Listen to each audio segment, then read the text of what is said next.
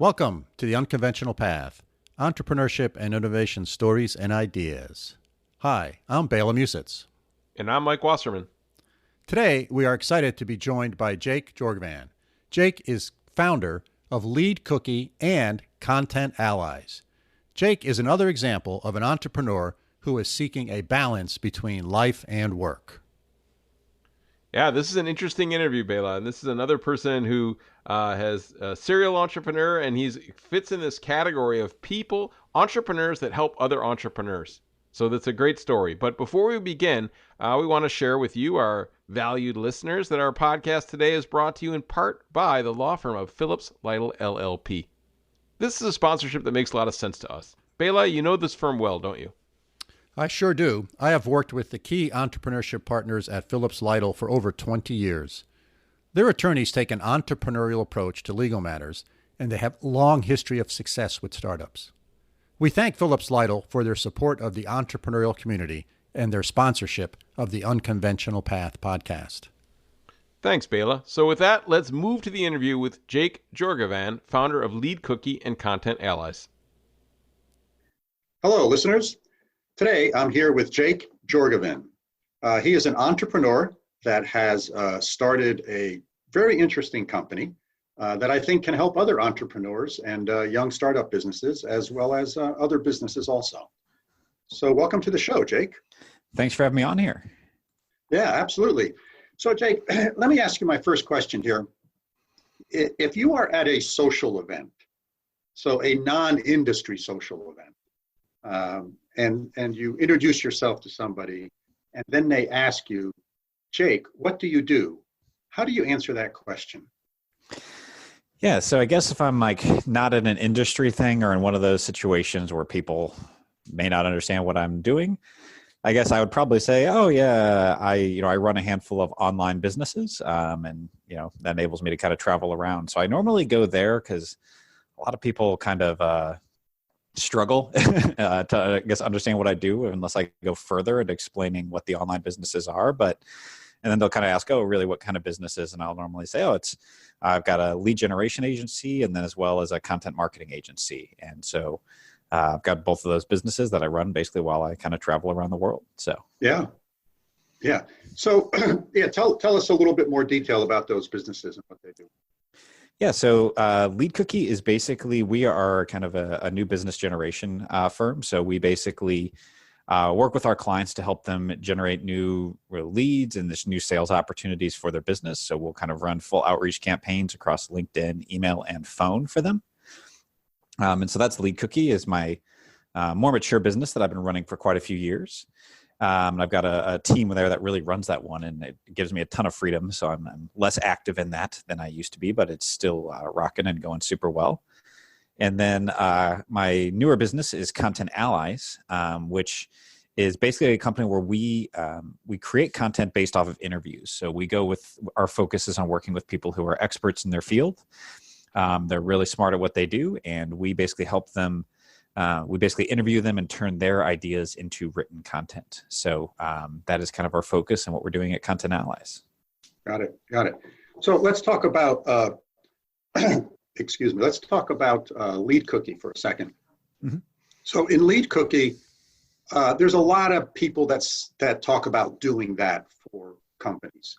They talk about, promoting out your business, whether it be in social or in search engine optimization, et cetera. What makes you guys different?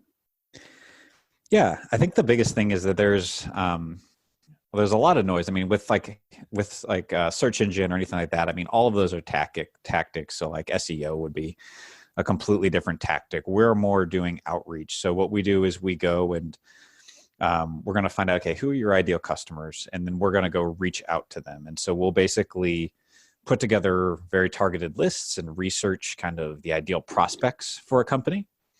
We'll even go all the way down to hand qualifying each of those to make sure that they're a really good fit if that's needed. And then basically we'll kind of craft outreach campaigns that will be hitting those people through LinkedIn. We'll be reaching out to them through email. And in cases, we'll also be doing phone calls as well.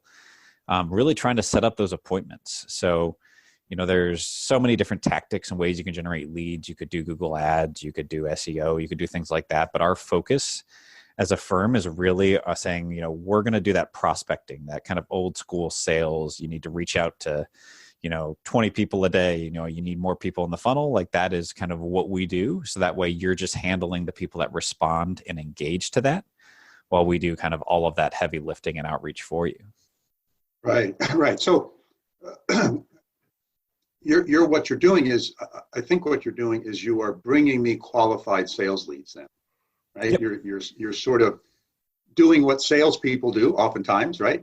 But you're bringing me the qualified folks so I can, in my organization, I can be more efficient at closing these and at least developing, strong prospects.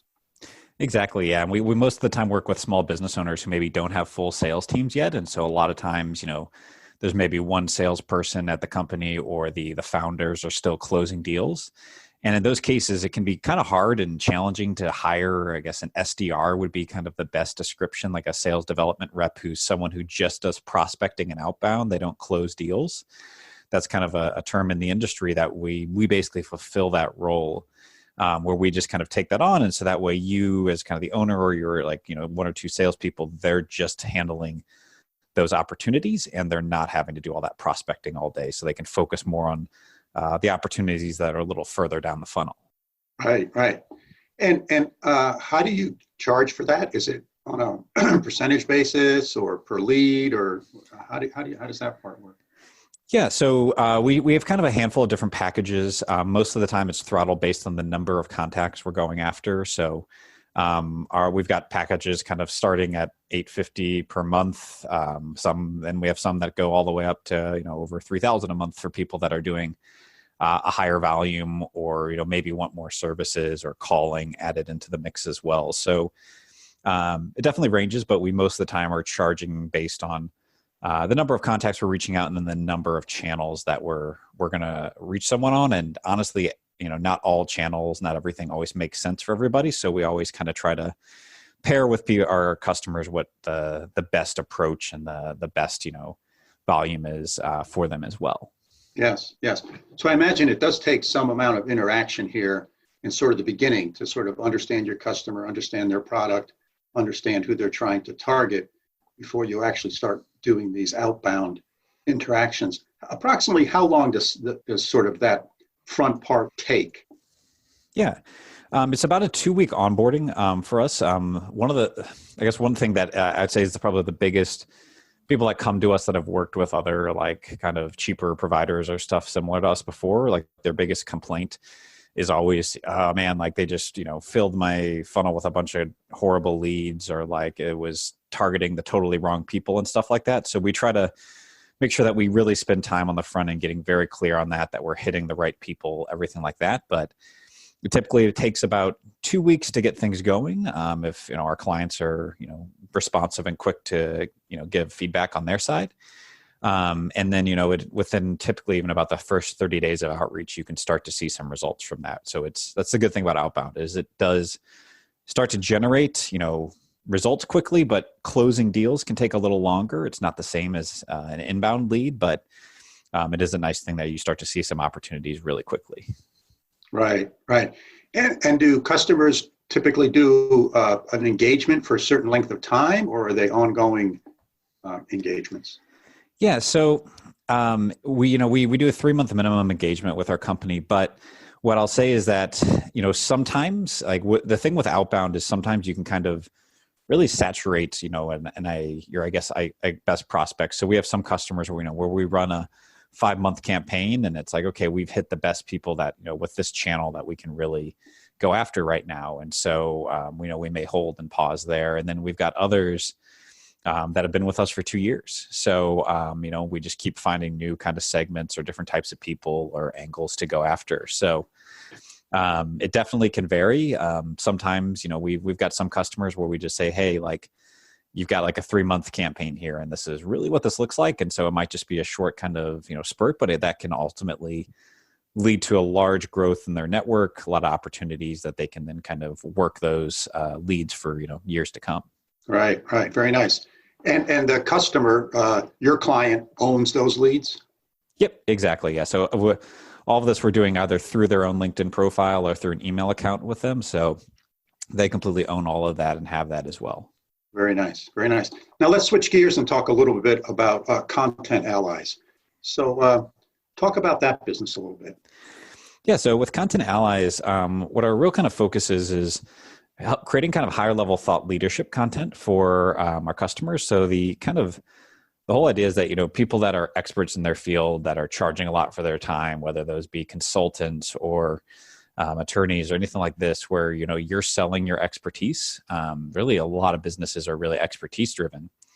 They have this challenge where they know a lot and they could probably just talk your ear off all day about what they do and how they help their customers and everything. But most of the time, those people either struggle to have the time to write, or they just maybe don't have the skills to write marketing content, even though they could talk about it all day. So our entire focus is helping these people who are already experts in their field, but haven't captured that in writing. And we basically interview them, pull those expertise out of their head and turn that into marketing content to really help them kind of establish their business, kind of, increase word of mouth and referrals, and then and really kind of just create that marketing content that's going to establish them as a thought leader in their field. Yeah. I've had a few previous guests on here that really demonstrated the value of sort of doing this. Both of them sort of, when they were starting out, they wrote some articles for trade publications, that then helps to establish their name within that industry sector as sort of an expert. And then they built on those, some additional talks and presentations, so that if someone, hears about you and they go online and they do a search on you, you're going to show up in all these various different places. And they actually did those things sort of before they launched their business as sort of a precursor to it. And they both talked about how effective that was for them. So how do your customers find these types of activities to be beneficial to them? Yeah, it's extremely valuable. I mean, there's so many ways. I think some of the biggest ways that I look at that the benefits that come from this is, especially if you're already, say established in any kind of capacity or you're running a business, for many service companies, like word of mouth and referrals is, where so many people are getting their customers from. And content is just kind of this natural amplifier to that, where it's just going to keep you top of mind. You're going to with content, it's hard to always measure content, but I can tell you, I didn't publish content for 4 months last year. I just got busy with kind of another initiative, and we just saw lead volume drop. And then I started publishing content again, and you just see lead volume go up and referrals coming in and more things happening. And so it's really just crazy how it just amplifies word of mouth and referrals, because just people are thinking of you and you're top of mind. So that's one big benefit. I think another one that people I always look at as well is content can really help you, I guess, close more sales as well. When you create pieces that are going to be definitive, that kind of demonstrate your expertise, that whenever you have a customer that you're in conversation with, you can say, hey, I've got this piece that showcases our framework or our mentality or our approach, or this content piece that maybe is going to ease your biggest objections or concerns. So those are kind of some of the really big ways that we always see kind of the quickest wins on it. And, getting it out there, just kind of the inbound that could come from it is great. But I think those are two of the biggest benefits of just amplifying that word of mouth in the short term. Yeah, I think this is a real valuable point for, our entrepreneurial listeners, where, the almost any business space now is so crowded. You have so many competitors, and you got to figure out ways of getting yourself to the top of the list. And I think this is a great way of doing that. I'm a firm believer in sort of this notion of putting your name out there, putting yourself out there, and getting, as you say, keeping you sort of top of mind, because all of us have lots and lots of competitors in everything we do. And this is a great value, I think. Definitely. So let's take a step back. Let's go back to Jake when he was a young lad. Where'd you grow up, Jake? I grew up in St. Louis, Missouri. Mm-hmm. And is there entrepreneurship in your family? Were your folks entrepreneurs? Not at all. So I'm definitely the first one to go down this route. And Yeah, just at some point growing up, I started doing, I guess my first entrepreneurial endeavor was this recording studio in my basement, where I would record local bands for $10 a song. And terrible hourly rate on that when you actually look at the work that goes into that. But that was kind of like my first entrepreneurial endeavors, and that eventually grew into actually making an audio video production agency when I was in college. And from there, it kind of has spiraled into this path of where it is now. But it, definitely did not come in the family blood or anything there. Right. So have you always worked in businesses that you have started? My last job was when I was 19. So that was the last time I've had an actual job. But pretty much since 19, I have been self-employed in some capacity in one way or another. So I've not worked for really any other businesses. Yes. And so where are you now geographically? So currently today I'm in Montreal, actually en route to visit my family in St. Louis. But my current residence is actually over in Germany, as my wife's doing a master's program. So completely remote with the company and kind of travel all over while running it. Yeah, so I think it was when I was reading about your background, it seemed like this notion of life-work balance is very important to you, and this notion of not being a prisoner inside your own business is important to you. Where was sort of the foundations for that laid to sort of get your thinking that way? Yeah, I guess probably, like many people probably started with the 4-hour work week, reading that and kind of just shifting your mentality on what's possible. And just somewhere along the lines, like I just really just started shifting toward freedom as kind of a major focus. Like my goal this year is actually, by the end of the year to only be working 10 to 20 hours a week while just kind of having a slow, steady growth in both of my businesses. Nothing crazy, just, steady growth. And so I think it's just it came from starting there and just over time, just realizing that I just don't want to spend all of my days working, and you can very much build businesses where they can run without you. LeadCookie, I spend about 4 hours a week on that business right now, and most of my other time is in Content Allies. So it's I don't know, I just got a shift that happened over time, but it's something that I enjoy living, I guess, that contrarian or slightly different lifestyle. Yeah. And well, Jake, I'm glad we're recording this because I just looked down at my Zoom recorder and I didn't turn it on. No worries. It's I got mine recording here, so we got two of them going. Okay, so hopefully you're recording this complete conversation because I am not. That's very embarrassing. That's all right. Even after having talked about it, I didn't press the button. No worries. I got it going. I will press it now, though. So where did so what definitive steps? So I'm an entrepreneur, right? I have my own business. What type of definitive steps can I take if I want to sort of reduce the amount of hours I'm spending per week on my business? Yeah, I think the biggest thing is just to figure out how you can remove yourself from the work and the deliverables. Like that's step number one. And I think where most entrepreneurs struggle is that they think that inherently the business is only valuable because they're working in it. And like that's a trap that took me a long time to get through to realize, hey, other people can do this better than I can. And I think that getting over that hump and getting to the point where you just delegate and you delegate and you delegate until everything, like even like the strategy, like the high level thinking stuff, like that is pretty much off your plate, other than like maybe like the organization strategy. Like it's just kind of piece by piece, but I feel like that is what I see is like the biggest struggle for most is they're afraid to hand things off. And I think the other thing with it is that comes with it is also just like accepting the losses. Like if I still worked in my business, I would make more money, but I hired people to replace me in some of those roles.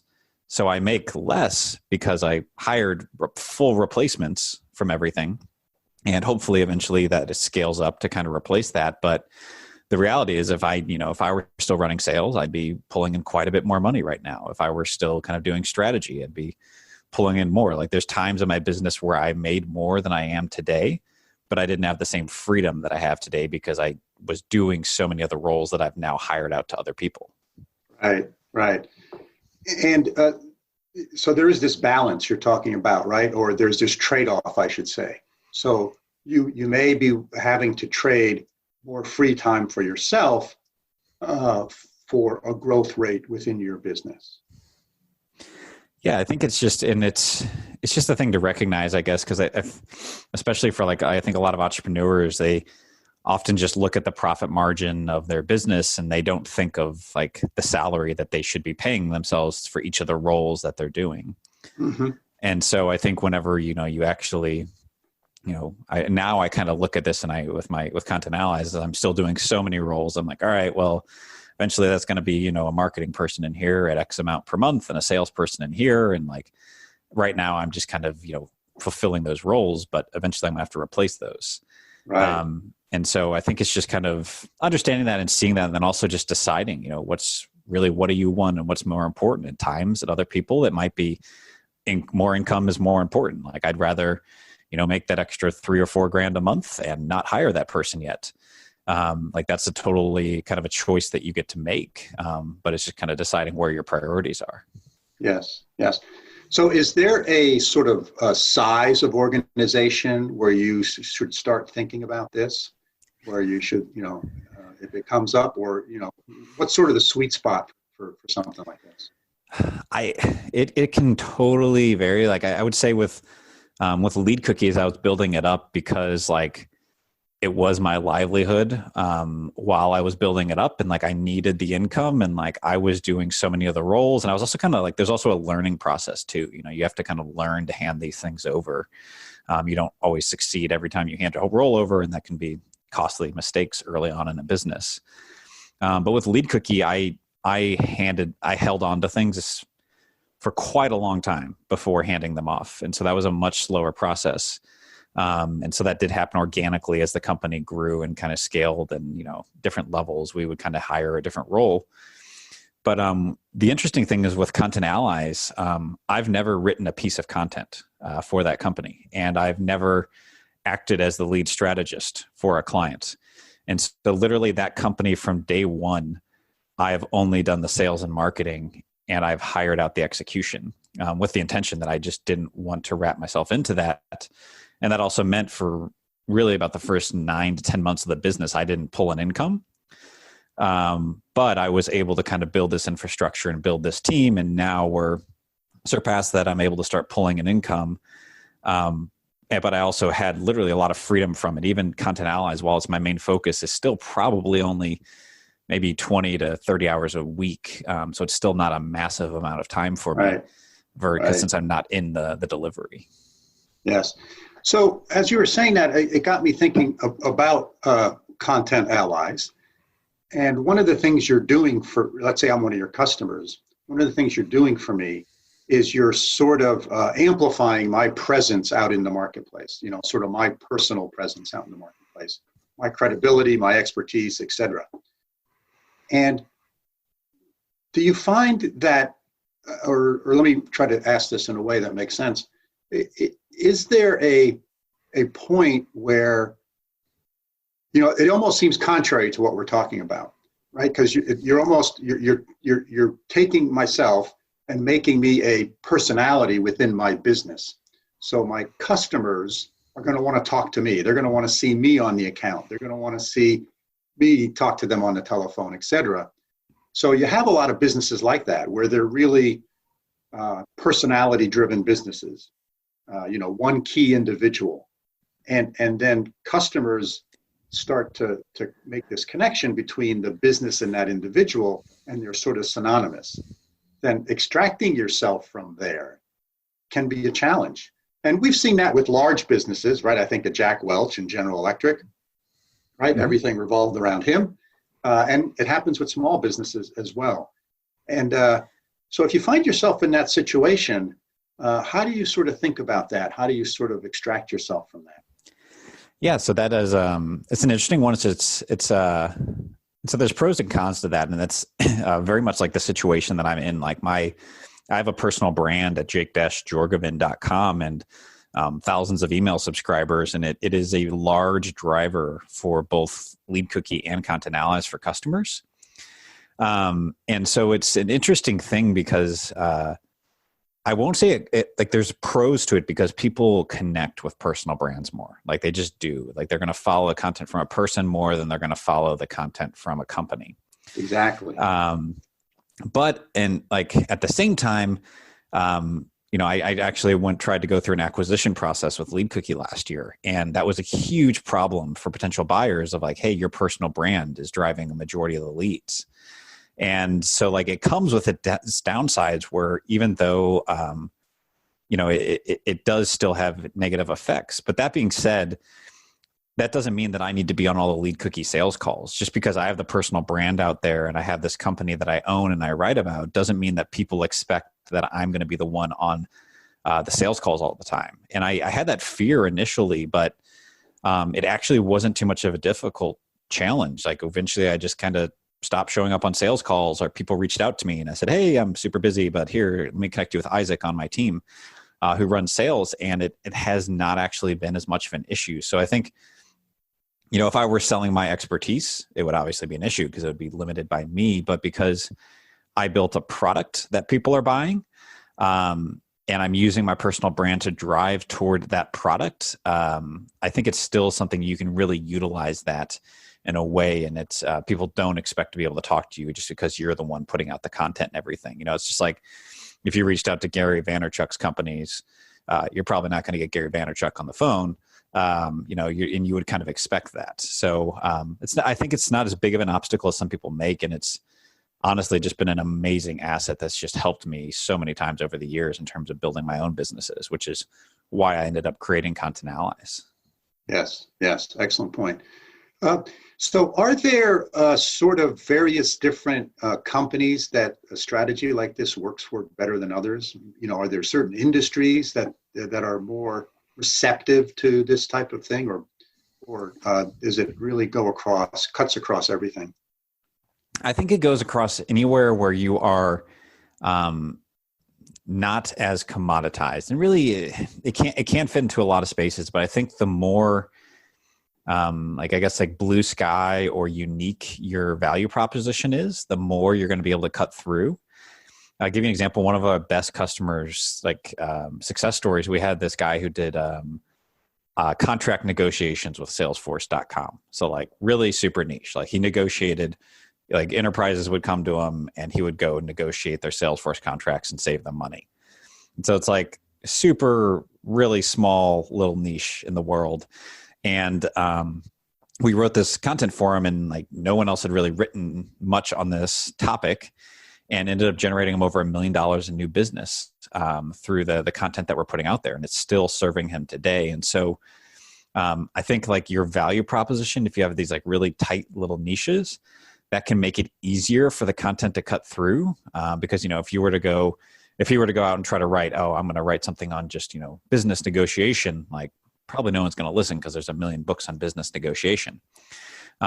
So I think it takes like having a good value proposition to really get that to shine through. Otherwise, you're probably just going to see kind of, average results if you're just kind of going after a pretty commoditized or, unsexy kind of value proposition there. Right. So in a business like your two businesses here that we're discussing, you have a lot of customers, you engage with them, pretty deeply for a period of time. Have you ever been in a situation where you've had to, I'll use the word, fire a customer? Yes. I actually fired one last month from I'm thinking of, but we have, it's not too common. But it does happen. Like we had one customer, this happened. It's literally this woman was just horribly mean to our team, like just putting them down and saying they were horrible and stuff, and like just rejecting. Like we were doing just LinkedIn content for her at Content Allies, and it was just like out of the gate. And she like the thing she was responding was like, "What is wrong with you? Like, why can't you get this right?" And like it was just horribly mean, like over and over, just like abusing the team. Yes. And we were just like, before we were even a month in, we're like, hey, this isn't working. We've delivered you 20 posts, you've approved 8, and like you're being really mean. Like this is not working. So Yeah. not a fun thing, but it's just like I was not a not a sad thing to let her go either. So. Yeah, so that's an interesting point, because particularly when you're starting your business, you're really hungry for customers, and oftentimes you'll do things that you're doing them because you got to make payroll in 2 weeks. Mm-hmm. So as you think about the few times that you've had to fire a customer, sort of where do you draw the line for that yourself? I mean, how do you sort of approach something like that? Yeah, so I think the actual more, I'll take this kind of a different angle, but like one of the things that is interesting with LeadCookie is that we are actually very selective on who we take on. Because like when we're doing outbound, and like I mentioned, like kind of you need like a good value proposition for outreach as well. And so with LeadCookie, like we actually run this issue where we probably reject about 90% of the leads that come to us. Because we're looking for people that we're confident we can run a successful campaign for. And so with like LeadCookie, like we literally get all these leads, and like we're not just like, oh, sell everybody that comes through the door, because if we did, we're going to have tons of failed campaigns. Because if someone comes to us and they say, hey, I want you to do outreach for my web design and SEO agency, it's like, well, it's just not going to happen. Like there's so much of that junk and spam out there, like it's not going to work. And so we're actually kind of, more than like having to fire customers, we have to more or less just turn away a lot. And it's like it's this thin balance that we have to kind of walk, but we do a 30-day money back guarantee, which actually forces us to only bring on people that we think we're going to succeed with. And so it's a challenge, but like, you run a handful of bad customers or fail for customers or just have a not good relationship, and you either pay for it on the front end by losing the sale, or you pay for it even worse on the back end by tons of wasted time. And so, we just opt for trying to only sign people that we're confident we're going to succeed with. Yeah, that's an excellent point. And, particularly in the type of business you're in, which is sort of a bit of a consultative type of business, it really is a valuable lesson in sort of picking your customers carefully. Picking the ones that you can add the greatest amount of value to, because then you have the happiest customers as well. So it sort of reinforces itself. Yeah, exactly. That's it's so true, and it just creates better, case studies, better success stories, and it's weird to turn people away, and that's a challenging thing. But like you do it enough times, and you sign bad people enough times, and you realize you'd rather turn them away. So right, right. So how many employees across your two companies, Jay? So LeadCookie, we're roughly around 20 full-time with about 5 or 6 kind of part-time. And Content Allies, we have really, it's almost, we've got basically I have 2 full-time people there. And then we've kind of built a contract model with a lot of people that, again, are near full-time, but they're kind of contract and flex up and down with us. So probably about 30 across the 2 organizations. Yeah, very nice. And how do you think about hiring and recruiting employees?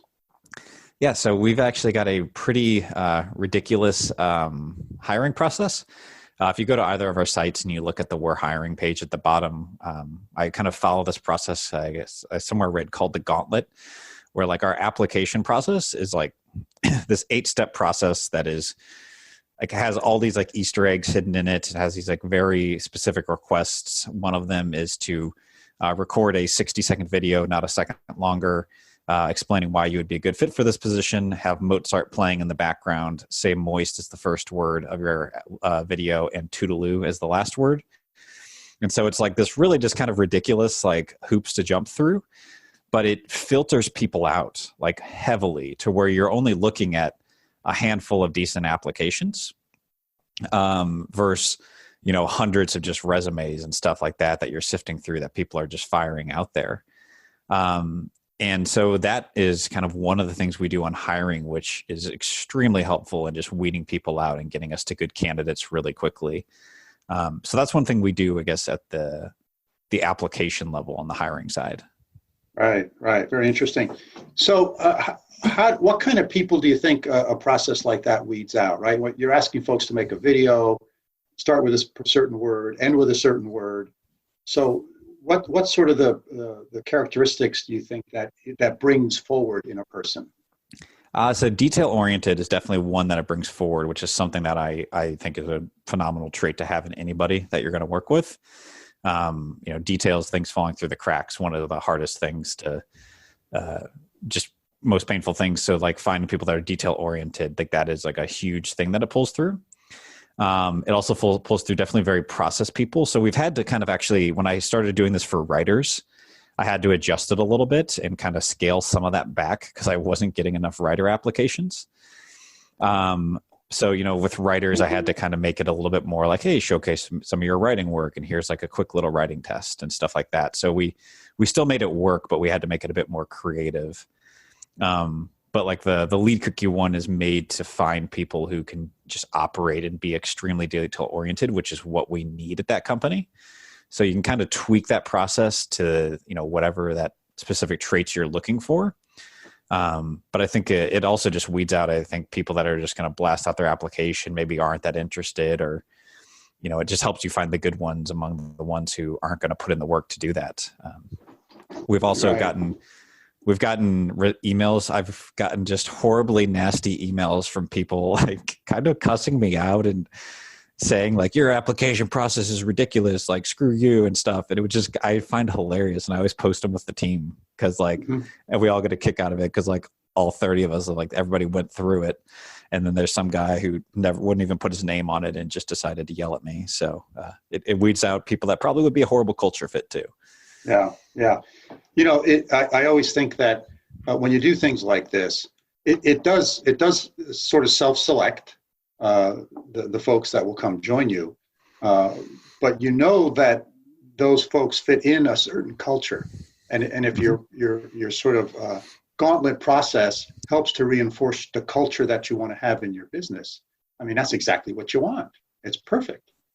Yeah. One of them, we even have them like one of the last things is just like, hey, put a clip to a 30-second or shorter funny video. And like, cause we just like humor and like have fun is one of our values. And so we always do like jokes every week. And that again helps people fit into our culture and stuff like that. And like, as ridiculous as it is when I'm looking at different candidates, if someone's got like a hilarious video, like it's going to make me kind of like them a bit more. I'm going to think they're going to fit in a little bit better. So just all those kind of things like it add into the mix. Yeah. Very nice. So, Jake, if a young entrepreneur came up to you and said, what's your three big pieces of advice? What would you say for someone starting out? I'd say one of the biggest things I would go with would be, first of all, that like your success in business is determined by who you are as a person, more so than the tactics or the specific little things you're going to learn or do. And I think that's just a lesson that took time for me to learn, but just as I think it's the reason why self-development and entrepreneurship are tied so closely together is it very much heavily impacts it. So that would be one thing that I think is just a big thing to realize, that if you're, going out drinking a bunch or, just, not stable or don't have good routines, like your business is going to reflect that as well. And that's how I guess I was earlier in my entrepreneurial career as well. And as I got sober, cleaned myself up, like things got a lot better too. So I think that's a big lesson that I always share with people as well. Very nice. Very nice. We've been talking now for 35 minutes or so, and I want to respect your time. Are there any things that I should have asked you that I have not? Let me think here. I guess I'm trying to think maybe, for the audience, I think one of the most actionable things I could also share is just kind of a bit more on if someone is wanting to do their own outreach, how does that start or how could they do that? I feel like I could probably provide some very actionable stuff there that people can that's great. do. Yeah. Actionable stuff is always good. Yeah. So go ahead. Oh, okay. Perfect. Yeah. Yeah. So, Yeah. So one of the things I'll share with everybody that I think will be just really, helpful is just, I guess, if you're going to run your own outreach campaign, say you're going to run a LinkedIn or outreach or email outreach, and just kind of how to go about thinking about that. But basically what I would recommend on this is, going into LinkedIn and getting LinkedIn Sales Navigator. If you have not, it's their kind of premium product. And once you're within there, you can get really kind of specific on narrowing down the exact types of people you want. So say you're targeting, marketing directors at, companies in the Chicago area and that have at least, 10 employees and less than 200, and you want to get in front of these people. Well, you can get really targeted with LinkedIn Sales Navigator on this. And so, what you can do is go in there, kind of build a list of prospects, people that you want to go after, and kind of start putting together that queue. And then the steps of like actually just getting in front of them and starting to get meetings is really, really simple. Basically, you're going to reach out with kind of a standard kind of connection request saying, hey, came across your profile while I was browsing, CMOs in the Chicago area, found you, what you're doing interesting, thought I would connect, and, put your signature and maybe your website or a tagline about your value proposition there. And when someone accepts that, what you then want to do is then kind of try a handful of different angles to try to basically send follow-up messages to try to see, if you can get that person to a call or get them to show interest. There's a bunch of different approaches that we found have worked really well on this, but whenever someone accepts a connection, we'll often, say, hey, I've got a case study on how we helped someone, a company similar to yours, basically produce XYZ results. And would you like me to send it to you? That's a phenomenal way. Like those tend to convert really well. If you're able to get a case study of a very relevant and similar customer in someone's hands. So, documenting your existing customer case studies, and then reaching out and trying to replicate those is super powerful. We've done some where we just, if you have a really good value proposition, just saying, hey, this is what we do. Would you be interested in talking more? And, just being very short and sweet to the point. Don't make this a big essay, but just kind of asking someone, hey, would you be interested in a quick call? Like that, again, can often convert to a lot of opportunities. You can also kind of offer a resource at times, or if you've got, a guide or something that could be really actually valuable to them or anything along those lines. Or if you're doing something local, just ask someone, hey, would love to take you out to lunch or coffee, just trying to connect with others in the area. But just this simple act of going onto LinkedIn, sending out these kind of messages, there's these kind of different angles that I've talked about here. And I've got a blog post that actually or an ebook on the LeadCookie site that actually goes through all these frameworks in a lot more detail and even gives you sample scripts. But just this simple act of, if you're just reaching out to even like 10 or 20 people a day and you're doing that and then following up consistently, like you're going to start getting opportunities and appointments if you've got a decent value proposition and you're reaching out to people in a very personal and non-spammy, non-salesy way. So that's just one of the things I would say for anybody. Like if you're wanting to try to get into outbound sales, like that's a simple approach and framework for getting started. Yeah, that's great advice, Jake. That's really, really good. I'm sure our listeners will appreciate that. So do you have a similar piece of advice for someone who is sort of thinking about content allies and sort of building their profile within the industry and stuff? Yeah, I would say the biggest thing that I would look at is if you're looking to get started with content, if you're struggling and to do it on your own, and the biggest thing that I would look at then is making just, even just a few really good pieces is worth more than a ton of low quality ones. And so one of the things I always kind of try to advise people is like, how do you make your cornerstone content is kind of what it's called. So like this one definitive piece that's like just establishes your expertise. And so for the individual I mentioned earlier who did the Salesforce negotiations, we did one article on like understanding how Salesforce negotiates, and that single article alone generated over $1 million for his business. And it just comes down to, it was like really in depth. It was well thought out. It articulated and it gave away like all of his approach and his secrets. And I think that that's the way to go. Like we didn't, create an article every week for 2 years for him. It was like one phenomenal, really good article that he was able to use in the sales process and everything like that. So when you're thinking about content, don't get overwhelmed. Don't think you need a whole content calendar. I think like a lot of people come to me and they're like, oh, we need a content calendar and like a plan for the whole year. And it's like, I've never seen anybody stick to a content calendar. Like it's just, especially not at the small business level, like only like publications and stuff like actually pull that off well.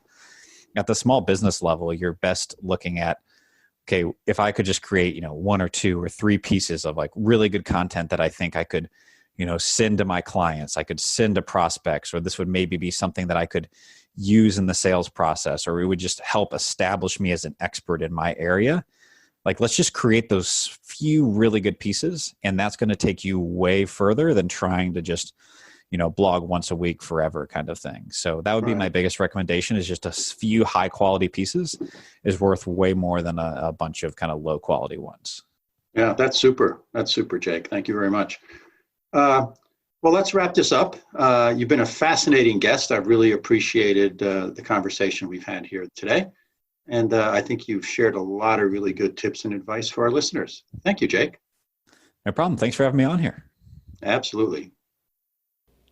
Bela, interesting story. Again, this is somebody who has definitely followed the unconventional path, I think, to get success and happiness, right? This balance.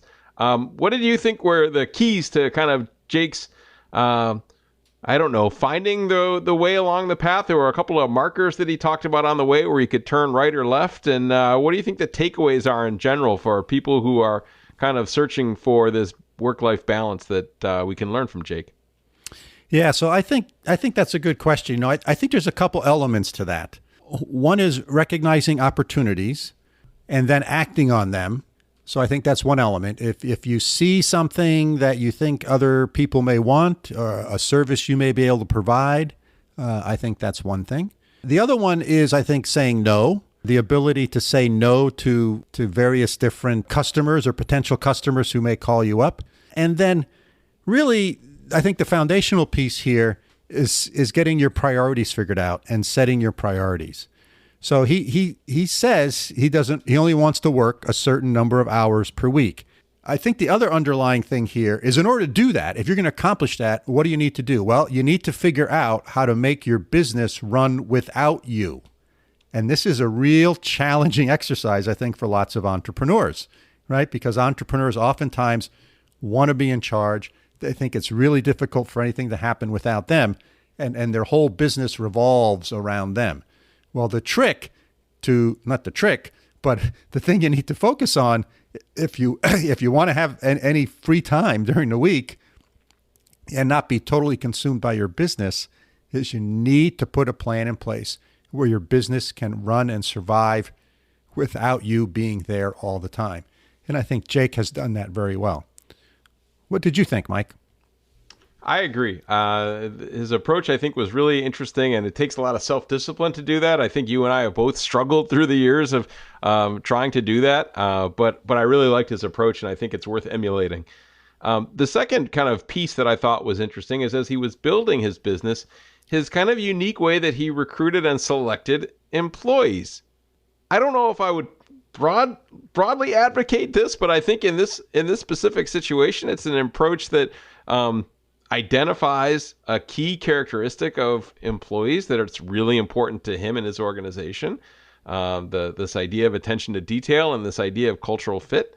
I'm not sure it gives him enough information on the other skills that people need, but it is interesting. What was your reaction to that, Bela? Well, this is a minor variation, I think, of what we've heard before, right? Cultural fit is really, really important. The type of energy that they have, the how they interact with other people, those things are primary because they're difficult to change in someone. It's very difficult to change behavioral patterns. So someone who's detailed oriented, someone who communicates well, someone who interacts in a positive manner with others, those are sort of, I say they're sort of personality traits. Can you learn those? Stable personality traits. Exactly. Right. Stable. Right. Exactly. Can you learn them? Sure. You can improve but they're sort of foundational to you. So we've often heard other entrepreneurs talk about this. Okay, that's what I really focus on. And if that's good, then I look at the other skills. Or can they learn things? Are they smart enough to learn things? Can I train them? Are they willing to be trained? Right? So all of these things, I think, are what he talked about is not that far distant from other things we've heard. He just kind of articulated them, I think, in a different way. Yeah, which was interesting.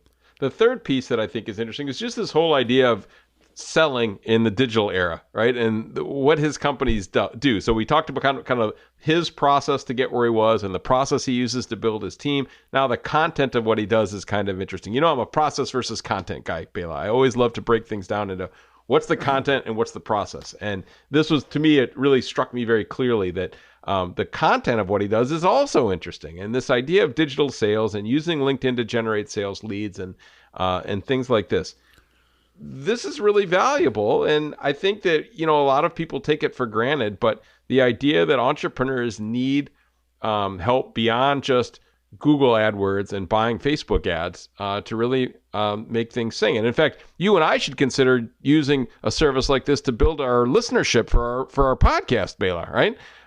Because the art of really the finding the right way to communicate with the right people at the right time so that they are interested in your product is a hard thing to do. It's easy to say, hard thing to do. People think, I'll throw something up on Instagram or I'll make a LinkedIn post and people will flock to me. It's just not true.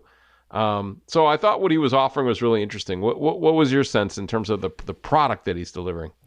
Yeah, this notion of customer acquisition is a real challenge for many, many businesses.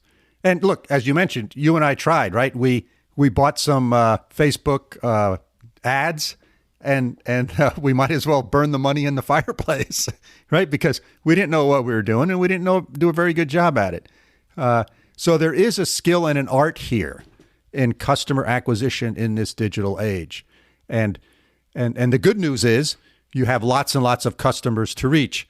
The bad news is you don't know where to look, right? And people like Jake, who have these types of products to help entrepreneurs and small businesses figure out where to zero in on, I think are really, really invaluable. I think that's one of the big challenges today. The notion that you can sell to anyone anywhere around the world is a awe-inspiring notion, and you couldn't do that 50 years ago, but now you can. But that's also makes it a huge challenge, right? You're trying to sell to different cultures, different people who have different values. And so you got to sort through this. And I think it takes more focus and more time and energy today to figure out who your customers are and how you can reach them than it ever did before. Yeah. So I think I want to add, if longtime listeners will know, I always say, you need a good lawyer and a good accountant, right? And those are the first two people that you need on your team. And don't try to do it yourself, right? That it's really important to get good guidance on this. And I really think this idea, like you said, of customer acquisition costs, CACs we call them, kind of, is so critical to the success or failure of any kind of business that's going to use e-commerce or walk-in too. It's the same in businesses that are bricks and mortars, but how are you going to generate those customers? I think that when you're an entrepreneur, you can't necessarily afford to hire a team of people who are relationship managers and digital media specialists and things like this. These are luxuries that only bigger companies can have, but seek out a company, right? Like what Jake does, if not Jake himself, but seeking out a company like that can really help you optimize your strategy, pick the right targets, pick the right message, pick the right vehicles, and get some expert help on that. I think if you include in your financial plan money to do something like that, that'll be money that pays you back many times over in the long run, especially when they come to you and say, look, there's no easy way to get to this customers. Before you even start your business, you might want to consult with somebody like this to see if your idea of how you're going to reach customers is feasible given the economic investments you're willing to put into that. So, this is something I know about, something I thought about, but the way Jake framed things really it was an eye-opener for me. And I'm going to add that third kind of leg of the stool, an accountant, a lawyer, and a marketing outreach, a consumer acquisition kind of specialist that you put into your toolkit of kind of consultants that you bring on early on to give you advice and help you launch your business successfully. Yeah, those are great points, Mike. Anything else on this one we want to kick around, or are we good? No, I think we can wrap it up, Bela. All right, let's do that. Cool. So takeaways today, right? Finding your path is really important. Looking for opportunities as they come, not being afraid to jump. This idea of work-life balance and having some control over your time, really, really important. And so the process of becoming the entrepreneur, the professional person that you want, Jake's got an interesting story and has taken an unconventional path to get there, and it's worth thinking about. And then the content of what he does, this idea of helping you figure out how you're going to acquire your customers is really important. And I like this takeaway of this is the third leg of the stool after your lawyer and your accountant should be your customer acquisition specialist. So that's it for today. We're happy that you, our valued listeners, joined us in our podcasting adventure, and we hope you found this interesting and thought-provoking. At this point, we'd like to once again thank our sponsors, Phillips Lytle LLP. And if you need good, solid advice starting, funding, or selling a business, whether you are a single-person startup or working on a 9-figure exit, Bela and I confidently recommend as one of your 3 key consultants, right? When you start the business, the attorneys at Phillips Lytle. Hey, Bela, what do you think the best way for listeners... Hey, Bela, what's the best way for listeners to get in touch with Phillips Lytle? So, for more information, contact Rich Honan, who is a Phillips Lytle partner. You can reach him on the telephone at 518-618-1225, or you can reach him electronically at rhonan@phillipslytle.com. You can always find his contact information in our show notes. So thanks for joining us this week. If you have questions about what we've discussed, suggestions about topics we should cover in the future, or maybe help us identify some potential guests, please do get in touch with us. Our email is bela.and.mike@gmail.com. And if you haven't already hit that subscribe button on your favorite podcasting app, please do so. We have lots of great guests in the pipeline. So until next week, signing off from upstate New York. Have a great week, Mike. Thanks, Bela. And to our listeners from over here in Münster, Germany, we wish you a pleasant week.